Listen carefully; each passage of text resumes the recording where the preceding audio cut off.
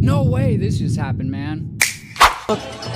As the nation watches this, you cannot miss the fact that people are willing to physically put their hands on immigration, custom, and enforcement agents. And you're talking about local law enforcement and SWAT being there as well. The line of the protect and serve being breached by citizens who think that this actually looks like free speech. I mean, Garrett, this looks violent in some points. Yeah, we've seen a couple of those instances where when the police move in to try to back up these protesters, they don't want to leave the road and they start pushing back.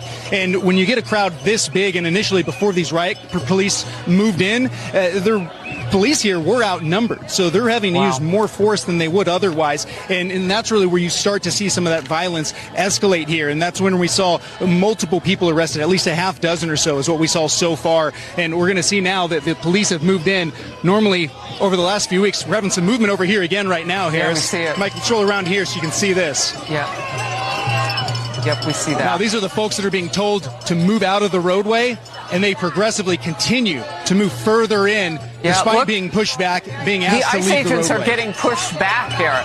They're outnumbered, as you said previously. I mean, it's obvious they're getting pushed back. Garrett, I'm going to ask you to stand by. We'll keep these live pictures from Broadview, Illinois. You are looking at a sanctuary area inside a sanctuary state. I want to bring in former acting ICE Director Jonathan Fahey on the phone with us now. Jonathan, I don't know what you can see, but I do want to talk with you about the protocol of dealing with a crowd this big. And did we even anticipate this is what it would look like? I mean, they're breaking through now.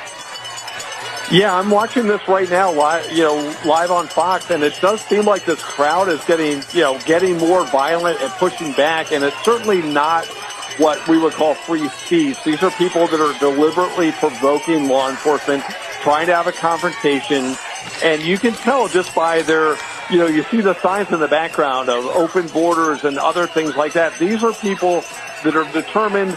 They don't care about the conditions where people are being housed. That's a pretext because they want open borders and amnesty.